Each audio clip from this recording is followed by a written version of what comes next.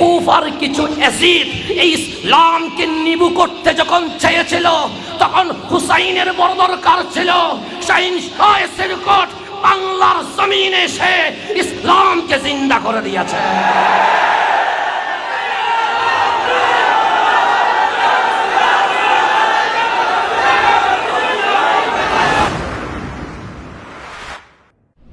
আমার মুর্শিদ পীর বাঙ্গাল বলেছেন, জামিয়া বলো, গাউসিয়া কমিটি বলো, দাওয়াত খায়র বলো, এটা প্রেমের বাজার, এটা দুনিয়ার কোন প্রেমের বাজার নয়, এটা কামলিওয়ালার প্রেমের বাজার বসিয়ে দিয়েছে। আমার রসুলের দুটো নিয়ামত, একটা নিয়ামতের নাম সাহাবী রসুল, আর একটা নিয়ামতের নাম আলে রসুল। আল্লাহর রসুল এই দুটো নিয়ামতকে ইউজ করেছেন। যখন আল্লাহর রসুল চাইলেন ইসলাম প্রচার করবে, ইসলামের আলো পৃথিবীর জমিনে ছড়িয়ে দিবে, আল্লাহর নবী এসেছিলেন। কেন এসেছিলেন?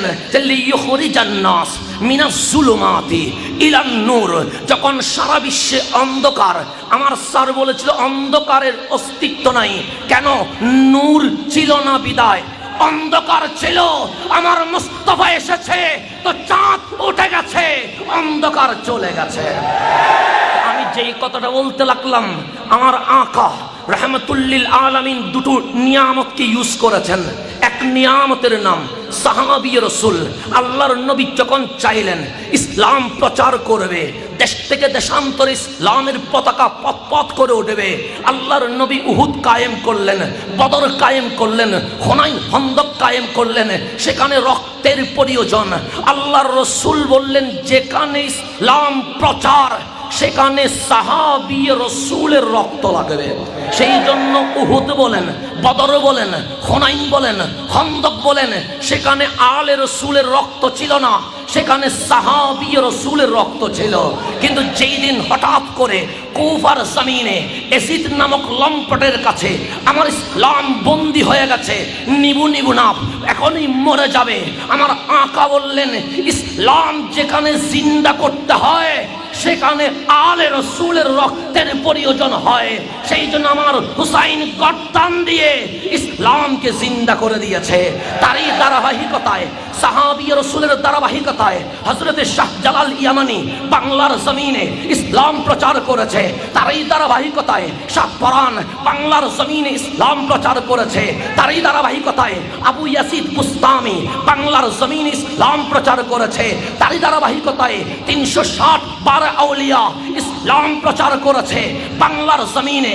যখন ইসলামের সূর্য উঠে গেছে, কুফার কিছু এজিদ এই ইসলামকে নিবু করতে যখন চেয়েছিল, তখন হুসাইনের বড় দরকার ছিল। শাহিন শাহ সিরকট বাংলার জমিনে এসে ইসলামকে জিন্দা করে দিয়েছে।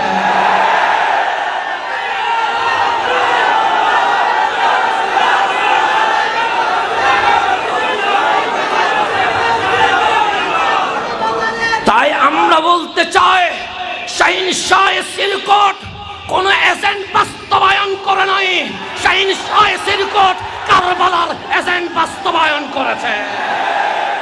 শাহিন শাহ সিরকট এই জমিনে কোন মিশন নিয়ে আসে নাই, হুসাইনের মিশন নিয়ে এসেছে। আমার কথা দুটো মতাদর্শের পর যেই কথাটা বলে আমরা গাউসিয়া কমিটির এই সেমিনার থেকে যে শিক্ষাটা নেব, গাউসে জামান সৈয়দি সনদি মুর্শিদি আকা তৈয়ব শাহ ওয়াজি রহমতুল্লাহ আলাইহির দুটো ফুল বাংলার জমিনে অবস্থান করেছে। এক আমার মুর্শিদে করিম হুজুর কিবলা, আর এক আমার মুর্শিদে করিম পীর বাঙ্গাল। আমার পীর বাঙ্গাল নসিহত করলেন, বাচ্চা এক নসিহত শুনলো, একটা নসিহত শুনে না। আমি বললাম মুনি ফরমা দিজিয়ে। তখন বলতে লাগলেন, শেখ সাদির একটা নসিহত নাও। তুমি যখন নতুন কোনো গ্রামে যাবে, তখন সেই গ্রামের কুকুরগুলো চিৎকার চেঁচামেচি করবে। তো যখন ওরা চিল্লাবে, তুমি যদি পিছনে কুকুর দেখতে যাও, তোমার আসল গন্তব্যে পৌঁছতে পারবে না। তো তোমার দায়িত্ব কি? কুকুর যদি চিল্লায়, পিছনে মুড় নিও না, সামনের দিকে আগাও। তো সেই নসিহতকে সামনে রেখে আমার গাউসে জামান আল্লামা তৈয়ব শাহ বাবাজি বাংলার জমিনে যখন জুলুস দিয়েছিল, অনেক কুত্তা চিল্লায়া ছিল, আমার গাউসে জামান তাকাই নাই, সামনের দিকে গিয়েছে বলে আজ বিশ্বে জশ্নে জুলুস প্রতিষ্ঠা হয়ে গেছে।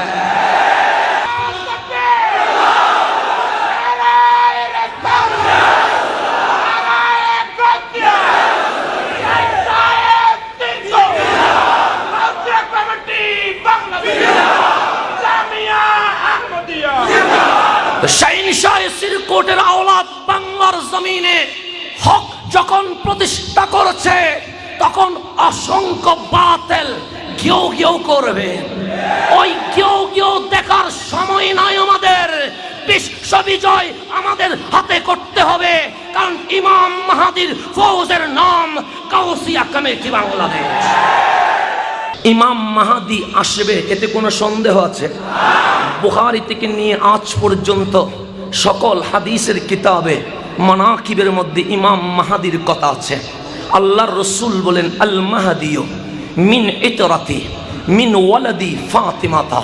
তোমরা যেই মাহাদির জন্য অপেক্ষা করছো, ইন্তজার করছো, এই মাহাদি তোমাদের কোনো পরিবারে আসবে না। এই মাহাদি আল রসুল ফাতেমার বংশে হুসাইনের আওলাদ হয়ে এই দুনিয়ার জমিনে চলে আসবে। তাহলে মাহাদি পর্যন্ত আওলাদ রসুল আছে না নাই? আছে। এখন ইমাম মাহাদি যখন আসবে, আমি ইমাম মাহাদির পরিচয় দিতে লাগলাম না, এক কথাই উনি আলে রসুল, আওলাদ রসুল। ইমাম মাহাদি যখন আসবে, বায়াত যখন শুরু করবে, তখন ঈসা আলাইহিস সালামের নুজুল তথা চতুর্থ আসমান থেকে আগমন হবে। তখন ওয়াক্তুস সালাহ, নামাজের সময় হয়ে যাবে। একদিকে ঈসা আলাইহিস সালাম, আর একদিকে ইমাম মাহাদি। এখন ইমামতি করবে কে? ইমাম মাহাদি বলবে, আই ঈসা আলাইহিস সালাম, আপনি একজন নবী, আপনি একজন রসুল, আপনার উপর আসমানি কিতাব ইনজিল নাজিল হয়েছে, আপনি বাবা ছাড়া দুনিয়ার জমিনে এসেছেন, আপনি রুহুল্লাহ, ইমামতি আপনি করেন। তখন ঈসা আলাইহিস সালাম বলবে, নবী বলবেন না, রসুল বলবেন না, নবী রসুলের পরিচয় দিতে চায় না। আজ আমি ধন্য যে আমি আকা মুহাম্মাদুর রাসূলুল্লাহ সাল্লাল্লাহু আলাইহি ওয়াসাল্লামের উম্মত হয়ে জমিনে এসেছি। তখন ইমাম মাহাদি বলবে, নবী তো ছিলেন, আজকে উম্মত, নামাজটা আপনি পড়ান। তখন ঈসা রুহুল্লাহ বলবে, আমি ইমামতি করব না। সে কেন? কারণ আমি নবীর উম্মত, আপনি মাহাদি আলে রসুল, আপনার শরীর মোবারকে রহমতুল্লিল আলামিনের খুনে পাক রয়ে গেছে।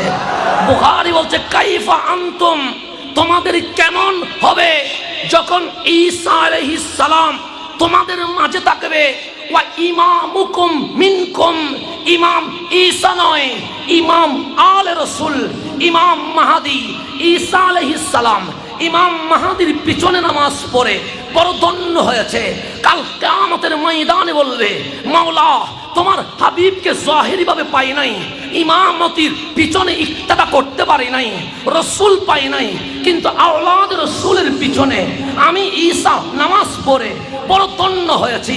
যেই দিন ঈসা আলাইহিস সালাম আল্লাহর সামনে বলবে, মাওলা আমরা আওলাদ রসুলের পিছনে নামাজ পড়ে ধন্য হয়েছি, সেই দিন বলতে পারবো, মাওলা ঈসা আলাইহিস সালাম ইমাম মাহাদির পিছনে নামাজ পড়ে যদি ধন্য হয়, আমরা ইমাম মাহাদির বাবা দাদা হুজুর কিবলায়ে আলমের পিছনে নামাজ পড়ে এসেছি।